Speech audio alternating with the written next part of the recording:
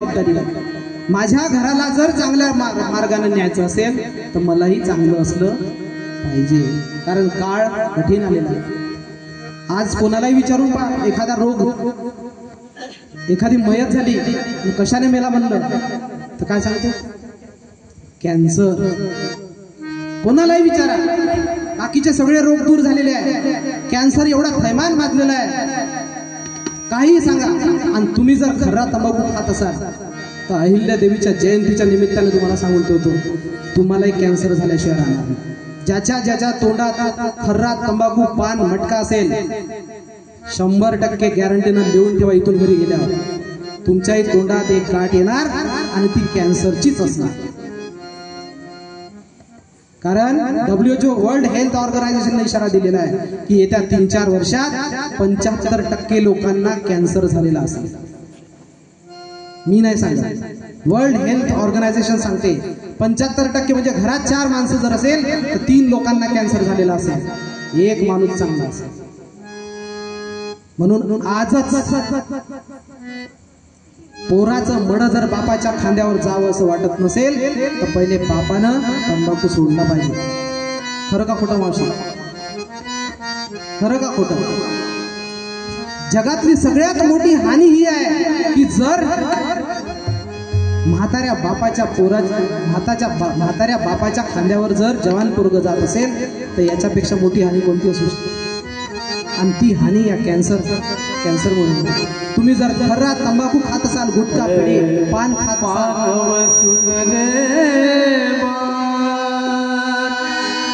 व्यसन को छोड़ देता रे,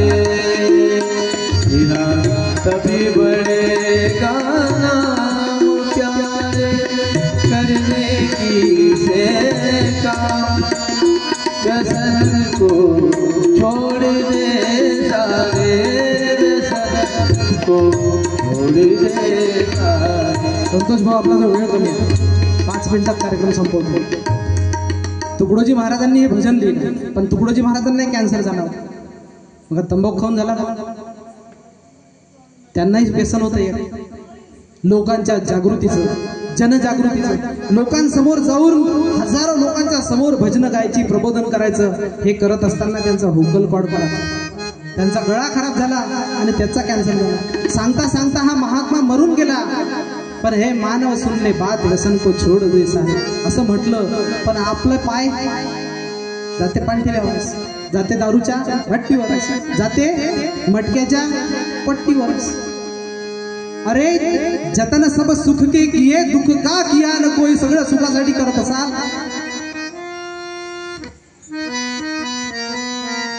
आपण काम कोणते करत होते पहा ना. तुम्हाला कोणालाच वाटत नाही की माझ्या जीवनामध्ये दुःख यावं, पण काम सगळे दुःख येण्याचेच करतो. खर्रा खात असाल तर 100% कॅन्सर होणार. दुःख होणार की सुख होणार? दुःख होणार. पत्ते खेळत असाल, भिकारी बनल्याशिवाय राहत नाही. मटका लावत असाल, एक दिवस तुमचा एंड लागल्याशिवाय राहत नाही, कारण त्याच्यातच आहे 2 गोष्टी. पहा मावशी, तुम्हाला सांगून ठेवतो, त्याच्यामध्ये ओपन न क्लोज आहे. मटक्यामध्ये 2 गोष्टी असते, ओपन आणि क्लोज. एक ओपन म्हणजे काय? ओपन म्हणजे मराठीमध्ये उघडं करते तुम्हाला, आणि क्लोज म्हणजे तुमचा मॅटर क्लोज करतो. त्याच्यातच 2 शब्द आहेत, ओपन आणि क्लोज. म्हणजे उघडं करते म्हणजे हे सगळं चाललं जाते, घरा दारा सहित उघडं करून टाकते. आणि क्लोज म्हणजे तुमच्या आयुष्याचा मॅटर क्लोज करते, त्याने म्हणते मटका. आणि दारू, एक दिवस जवळ आला सासऱ्याकडं, सासऱ्याला म्हणे मामाजी म्हणे माया काही खोकला जाऊनच नाही राहिला म्हणे.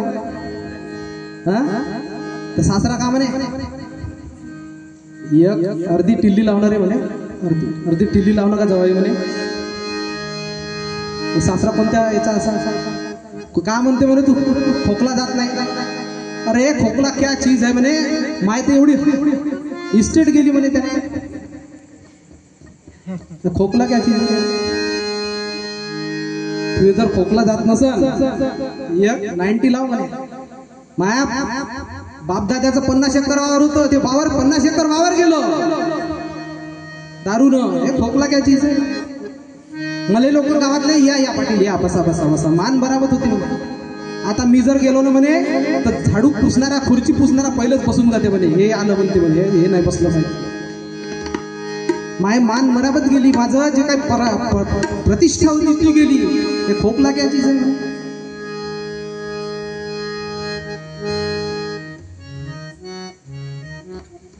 बरोबर. विषयों के जाल माही मरी सभी गमा. अरे नशा करना तो ऐसा कर जगत में नाम रोशन हो. आज जयंती कोणाची आहे? तिनं नाही खाल्ला खर्रा, तिनं नाही दारू पेली दारू. म्हणणारा होळकरांनी शून्यातून विश्व निर्माण केलं, त्यानं नाही लावला कधी मटका. तुम्ही घरामध्ये जर खर्रा तंबाखू असेल, हे मावशाही खूप खाते, इकडे बोट नाही दाखवत मी, लक्षात ठेवा तुम्ही. हे आपलं खाणं नव्हे. ही खाण टाकतो आपण आपल्या शरीरामध्ये आणि ती खाण टाकूनही म्हणतो तुम्ही चांगला राहिलो पाहिजे. कसं शक्य? कलकत्त्याच्या गाडीत बसावे आणि देवा म्हणे पंढरीशी न्यावे. इकडे यवतमाळच्या गाडीत बसले आणि कंडक्टरले म्हटलं मला पंढरकवड्याला नेऊन सोड. आहे का शक्य? अरे तुम्ही कितीही पुढे जाल तरी तुम्हाला काही पंढरकवडा भेटणार नाही. म्हणून योग्य मार्गाने जावं लागेल. जीवनामध्ये जर सुख पाहिजे असेल, समाधान पाहिजे असेल, तुमच्या पुढे येणारी, तुमच्या घरामध्ये येणारी पुढची पिढी जर चांगली घडावी असं वाटत असेल तर पहिले बापानं मायनं सद्गुणी असणं आवश्यक आहे. नाही तर बाप लावते मटकान पोट्याला म्हणते बे मटका नको लावू, जो नको खेळू, अबे पोस पाय ना म्हणते ते. कोणत्या तोंडाने सांगायचा अधिकार आहे तुम्हाला? नाही सांगू शकत. म्हणून